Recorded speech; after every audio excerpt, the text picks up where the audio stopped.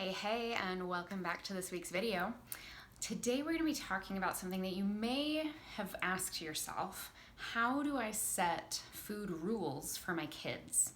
Especially if you have young children like toddlers, elementary school kids, maybe even junior high kids. And some of us wonder how to deal with things with teenagers too. I want to just share from personal experience what made a difference for me when we went plant-based and how that has gone for us and the rules that we use moving forward. So hopefully that'll help you a little bit today. If this is your first time seeing these videos, welcome. My name is Danielle Dinkelman.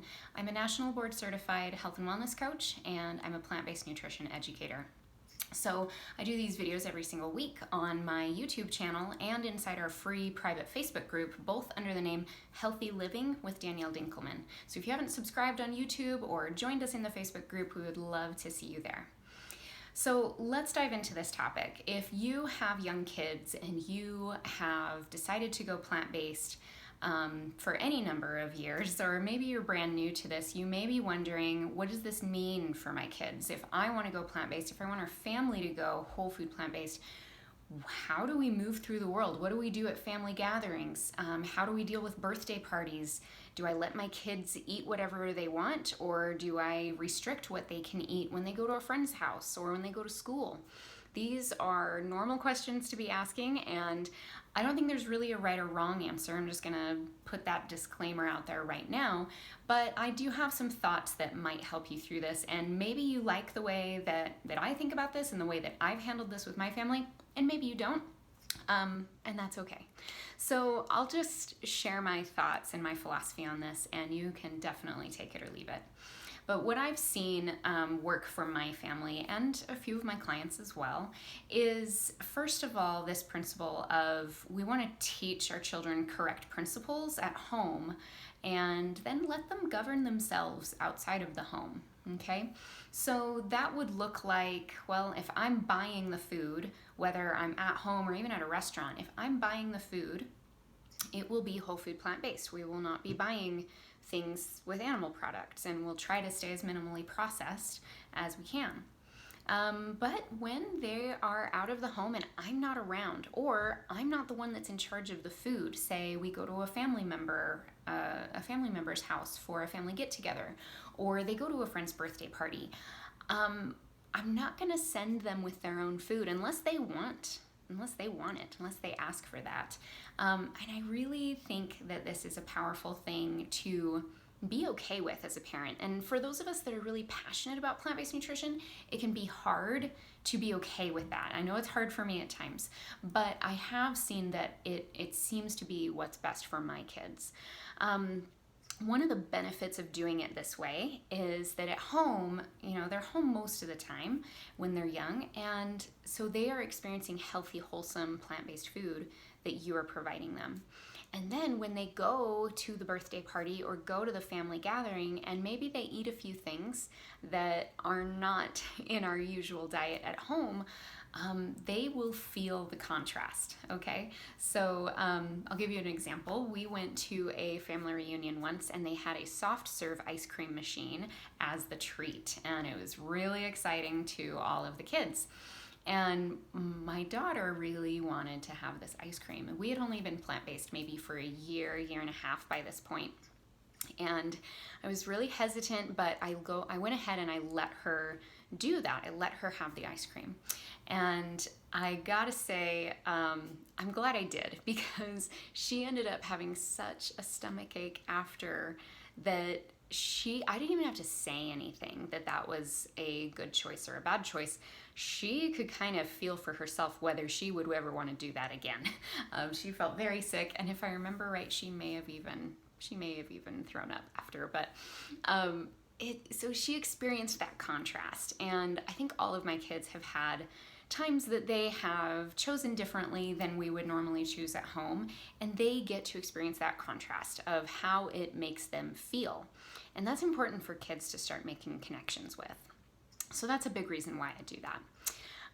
Another thing to just keep in mind here is, as you create your food rules for your family, keep in mind that it's probably not super helpful to moralize food and even talk about food as good and bad, but maybe a little bit more on a spectrum of foods that really support and strengthen our health and foods that maybe weaken it a little bit.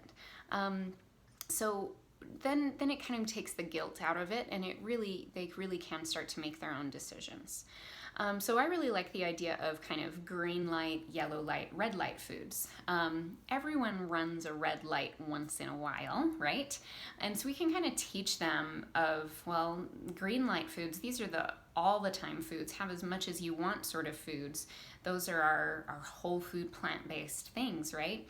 Yellow light foods would maybe be once in a while or just in moderate amounts. So that would be like, slightly processed foods like the breads, the tortillas, those sorts of things, the pastas that we have in our house that are as wholesome as we can get, but they're not in their natural state anymore, right?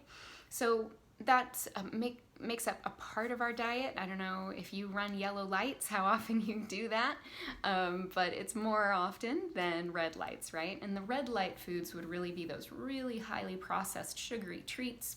It would be our straight up animal products, meat, dairy, eggs, those sorts of things that really once in a blue moon do we cross that line. Like that's the principle that I teach my kids, and it has seemed to work really well. And then, but it still stands that we need to, when they are out of our home, out of our reach, out of our control, that we empower them to use what they've learned, and they can make their own choices, and they get to learn from those experiences. So I would be really curious to know how you feel about this, how you go about this conversation with your kids, what has worked for you and what has maybe kind of blown up a little bit. And let me know what you think about this philosophy of teaching correct principles at home, letting them govern themselves out of the home. I'd love to hear from you. A couple things you might be wondering about, especially as we come into Halloween soon, and as we go into the holiday season, what do you do for those circumstances? I try to be as reasonable as possible and not too overzealous about how I feel about food. I can be zealous for myself, but when it comes to enforcing things with my kids, I've found that it's just better for my relationship with them and for their relationship with food to give them a little latitude and give them some freedom and independence within the containers that I feel comfortable. So for example, we're coming up on Halloween. I would love to share with you how we do Halloween at my house. So first of all, I do not hand out candy. I get glow sticks, vampire teeth, spider rings, just silly novelty things that I can pass out, sticky hands, that sort of thing. So I am having something fun to pass out, but I'm not contributing to the sugar out in the world. So I feel really good about that. And then as far as my kids, they do go trick-or-treating, and I do let them eat the candy. I think it's honestly just part of being a kid, getting to experience that. And again, letting them experience the contrast of how they feel when they eat a whole truckload of candy. So I pretty much let them do the trick-or-treating. We have some of the treats, they eat some of the candy, and then my big thing is just not letting it stay in the house for very long, that it becomes something that we are nursing and eating on over an extended period of time. So it's really important for me to have a pretty clean food environment in my house so that we can make the best choices possible. Because let's be honest, it's hard for candy corn to compete with carrots. Am I right? So we want to sanitize the food environment as soon as we can. So what I've done in the past is found dentist offices and orthodontic offices that actually do candy buybacks, and I incentivize my kids. I say, hey, have a little bit of candy tonight, but then everything that you decide not to eat tonight, we're gonna put in a paper bag for each of you, and you get to take your paper bag and go see how much money you could, get a buyback for at these dentist offices, and then they get to go and spend that money and put it toward a toy or something they've had their eyes on. So that's just some tips about Halloween. That's kind of how we do things at my house. It is okay to go upstream to the mainstream.